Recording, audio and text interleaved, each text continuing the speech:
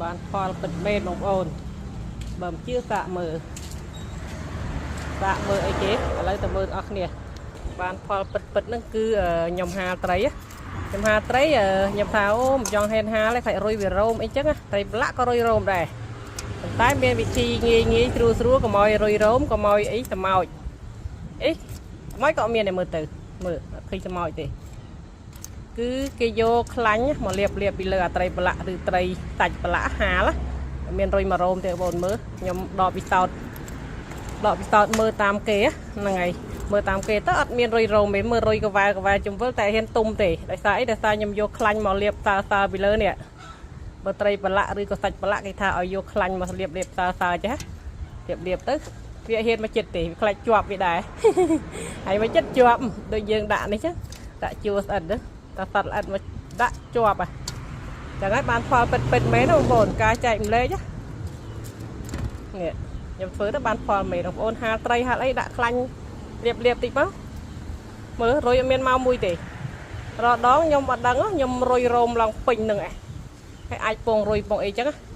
នេះពងរុយមួយបាត់ទេចឹងទីងាយចឹងបងប្អូន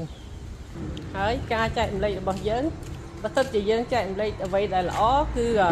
ក្នុងបណ្ដាញសង្គមមិនថាចាស់ឬក្មេងទេបងប្អូនមិនថាចាស់ឬក្មេងទេ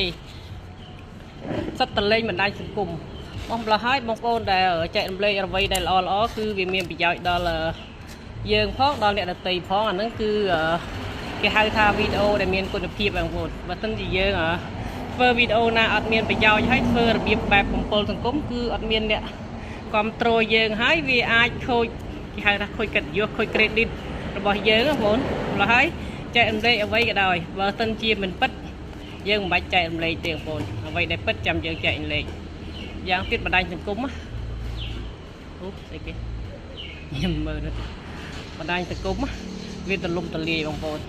មិនថាចាស់ឬក្មេងយុវវ័យយុវចាស់ប្រុសឬស្រីនៅគេហៅថានៅអ្វីណាក៏ដោយក៏មានបណ្ដាញសង្គមលេងបណ្ដាញសង្គមទាំងអស់គ្នាទូរស័ព្ទមានគ្រប់ដៃម្ល៉េះហើយបងប្អូន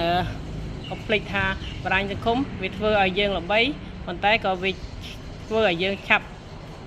អីគេហៅឆាប់មិនល្បីដូចគ្នាបងប្អូនម្ល៉េះហើយបើធ្វើអ្វីចង់ឲ្យគេស្គាល់បានយូរគឺធ្វើអ្វីដែលល្អទៅបងប្អូនមិនមែនចង់ល្បីតែមួយឆាវរួចបាត់ទៅវិញទេបងប្អូនម្ល៉េះហើយបងប្អូនកុំភ្លេចធ្វើអ្វីដែលល្អធ្វើអ្វីដែលត្រឹមត្រូវព្រោះបណ្ដាញសង្គមអាចសាងអីគេហៅ credit របស់យើងបងប្អូនហ្នឹងហើយបើគេស្គាល់យើងទោះបីជាយើង